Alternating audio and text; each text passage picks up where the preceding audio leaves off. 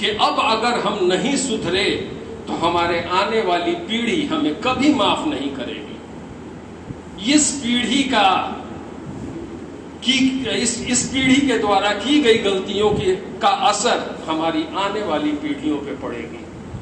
और जितने भी नेचुरल रिसोर्सेज हैं उनको तो हम बर्बाद कर ही रहे हैं, साथ ही साथ इस धरती को भी विनाश के कगार पे लेते चले जा रहे हैं।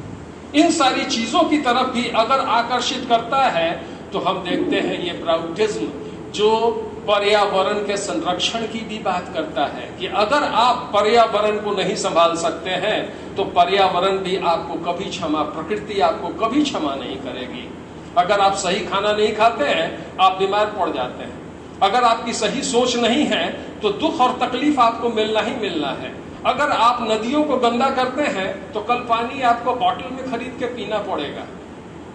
अगर आप हवा को दूषित करते हैं तो आपको मास्क लगाना पड़ेगा या ऑक्सीजन का पीठ पे सिलेंडर लेके घूमना पड़ेगा।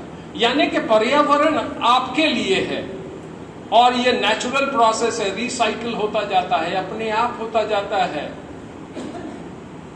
तो पेड़ों को हमने खत्म कर दिया, जीव जंतुओं को हमने खत्म कर दिया, नदी को हमने खत्म कर दिया, हवा को हमने खत्म कर दिया, मिट्टी में केमिकल्स और फर्टिलाइजर्स डाल के मिट्टी को हमने खत्म कर दिया, उसकी उर्वरक शक्ति को हमने खत्म कर दिया। ये सारी गलतियां हो रही हैं और इन गलतियों की तरफ भी हमें ध्यान देना होगा, वरना ये वही कालिदास वाली बात होगी कि पेड़ जिस डाल पे बैठे हैं उसी डाल को धीरे धीरे हम काट रहे हैं और एक दिन वो डाल कट जाएगा और हमारी लीला समाप्त हो जाएगी। तो मैं ये कहना चाह रहा था कि आज के युग में बड़े बड़े कंट्री, धनाढ्य कंट्री अमेरिका है और भी बहुत सारे कंट्रीज हैं जो चांद पे जाने की बात सोच रहे हैं, मंगल ग्रह पे जाने की बात सोच रहे हैं और वहां पहुंचने के लिए रिजर्वेशंस भी लोग करा रहे हैं। वहां धरती प्लॉटिंग भी हो रहा है, पता नहीं रेरा कब पहुंचेगा वहां, और वहां प्लॉटिंग हो रहा है और उसकी खरीद बिक्री की भी बातें लोग सोच रहे हैं। लेकिन मेरे ख्याल से अगर हम दूसरे जगह जाने के बजाय हमारी जो अपनी ये दुनिया है इसी में सुधार लाया जाए तो वो कहीं ज्यादा बेहतर रास्ता है। और ये रास्ता ये प्राउडिज्म बताता है, ये रास्ता ये प्राउडिज्म बताता है कि हम मंगल पे न जाएं बल्कि इस धरती को ही मंगलमय बना लें तो वो ज्यादा बेहतर होगा। हर चीज की शुरुआत के लिए कुछ कल्पना करनी पड़ती है, कुछ सपने देखने पड़ते हैं। लोग कहते हैं भाई सपने ज्यादा मत देखो, लेकिन हम कॉमर्स वाले कहते हैं कि रात के सपने मत देखो लेकिन दिन के सपने जरूर देखो, क्योंकि जब तक तुम सपने नहीं देखोगे उसको पूरा करने की कोशिश नहीं करोगे, और जब तक कोशिश नहीं करोगे तब तक अपने लक्ष्य तक नहीं पहुंच सकोगे। कहा जाता है कि जब पानी का जहाज बनाया जा रहा था और जिस व्यक्ति ने पानी का जहाज बनाने का ठाना था, वो जब पानी का जहाज बनाने के लिए उसने बताया कि मैं लोहे से पानी का जहाज बनाऊंगा और वो समुद्र पे तैरेगा, तो लोगों ने कहा कि 1 रुपए का सिक्का तो पानी में तैरता ही नहीं है और तुम हजारों टन के जहाज को पानी में चला दोगे, असंभव, कभी हो नहीं सकता है। लेकिन उस व्यक्ति ने अपनी पूरी योग्यता, अपनी पूरी क्षमता उसमें लगा दी और उसने पानी का जहाज बना के तैरा दिया। और जब उस तैरने लगा तब उस व्यक्ति ने फिर कहा ठीक है तुमने जहाज तो बना दिया, तैरा तो दिया, ये अब चल नहीं सकता, बस जहां है वहां तैरता रहेगा। उसमें इंजन लगाया गया, जहाज चलने भी लगा। फिर उसी व्यक्ति ने कहा कि तुमने चला तो दिया है, इसमें ब्रेक कहां से लगाओगे, इसमें ब्रेक तो लग ही नहीं सकता है। और आज देखिए हवाई जहाज हो, पानी का जहाज हो, कंप्यूटर हो, कैलकुलेटर हो, माइक्रोवेव ओवन हो, सब किसी न किसी की सोच से ही उपजा है। और आज हमारे जीवन को अगर कोई सरल और सुविधाजनक बना रहा है तो यही साइंटिफिक मैनेजमेंट, यही विज्ञान हमें बना रहा है। तो इसकी सही दिशा मिले और सही सोच हो तो कोई भी काम पूरा हो सकता है। सबसे पढ़ा लिखा क्रिमिनल और आतंकवादी किसी को माना जाता है तो ओसामा बिन लादेन को। ही वॉज अ इंजीनियर, वो एक इंजीनियर था और इंजीनियर होने के बावजूद वो आतंकवादी बना, इसलिए कि उसने अपने सोच का गलत इस्तेमाल किया। और कई आपको धरती पे ऐसे अनपढ़ लोग मिलेंगे जो दस्तखत तक करना नहीं जानते हैं, मेहनत करते करते अंगूठे का निशान उनका मिट चुका है, लेकिन उनकी सोच इतनी अच्छी है, उनका व्यवहार इतना अच्छा है कि उनसे कुछ सीख लेने का मन करता है। तो आज हमें सीखने का एक मौका मिला है। लोग बहुत कम दिखाई दे रहे हैं, आगे बाहर भीड़ बहुत ज्यादा है, लेकिन जब हम लक्ष्य बना के चलेंगे तो हमें रास्ता जरूर मिलेगा।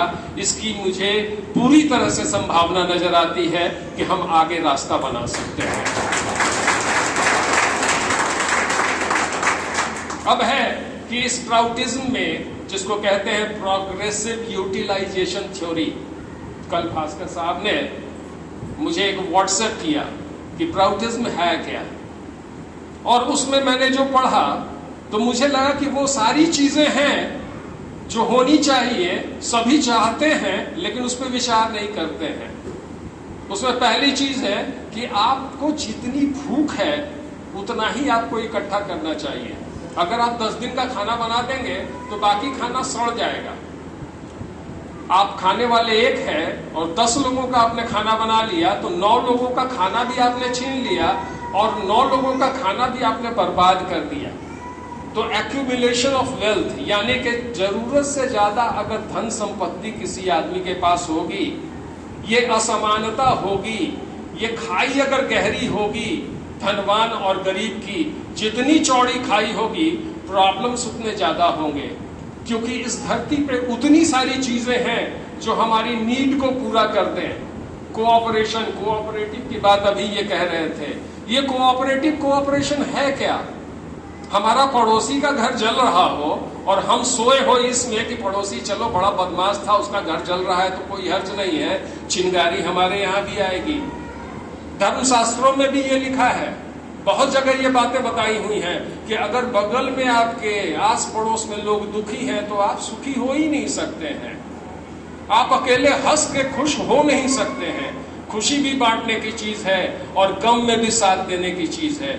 इस थ्योरी को अगर हम लेके चलते हैं तो ये प्राउटिज्म का ही हिस्सा है और ये हमें लेकर चलना ही होगा। दूसरा, विवेकपूर्ण वितरण।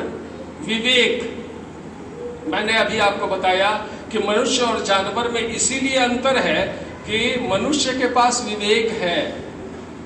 ये सिचुएशन के अनुसार, वेदर के अनुसार, टाइम के अनुसार अपनी लीडरशिप या अपना विवेक बदलता रहता है, अपने विवेक का इस्तेमाल करता है। शेर पे हम कैसे हमला करेंगे या शेर से अपना कैसा बचाव करेंगे, वो एक अलग तरीका होगा। मच्छर से हम अपना कैसे बचाव करेंगे, वो तरीका अलग होगा, इसलिए कि हमारे पास विवेक है। जानवर इंस्टिंक्ट से काम करता है, उसकी जो वृत्ति है वो उसी तरह से करेगा। बिल्ली चूहे को देख के झपट्टा मारेगी, इंसान चूहे को कैसे पकड़ना है, बिल्ली को कैसे भगाना है, शेर को कैसे भगाना है, हाथी को कैसे कंट्रोल करना है, चावल को कैसे पकाना है, खाने को कैसे स्टोर करना है, शिक्षा की पद्धति क्या होगी, सिलेबस में मॉडिफिकेशंस क्या क्या होंगे, इसके लिए वो अपने विवेक का इस्तेमाल करता है। जानवर में ये शक्ति नहीं है। तो हम जब अपने विवेक को जागृत करेंगे, जब हम रूढ़िवादिता से अलग होंगे, समाज का कल्याण किस किस तरीके से हो सकता है इस विषय पे विचार करेंगे, तो नेचुरल वे में हम चले आएंगे और एक रैशनल हम बन जाएंगे और सोसाइटी के अपलिफ्टमेंट, सोसाइटी का विकास जरूर होगा और बेहतर ढंग से होगा। तो प्राउटिज्म के यही सारी बातें हैं, ये बड़ी बेसिक चीजें हैं, बस हम भूल गए हैं। हमने जो अपने पुरखों से या समाज से जो गलत चीजें हैं उसको बहुत जल्दी अडॉप्ट कर लिया है। फैशन को बहुत जल्दी अडॉप्ट करते हैं, पैकेजिंग को हम बहुत अच्छी तरह से देखते हैं, लेकिन उसके अंदर जो स्टफ है उसकी तरफ ज्यादा ध्यान नहीं देते हैं। और ये ध्यान देना जब हम शुरू कर देंगे तो ब्रांड हमारे लिए बहुत बड़ी चीज नहीं होगी, हमारे लिए क्वालिटी बहुत चीज होगी, इथिक्स बहुत बड़ी चीज होगी, मोरल बहुत बड़ी चीज होगी, ह्यूमन वैल्यूज बहुत बड़ी चीज होगी। और ये सारी चीज ये प्राउटिज्म में है, ये मैंने पहली बार महसूस किया और प्राउटिज्म के बारे में मैंने जो 2 घंटा स्टडी किया वो जाना।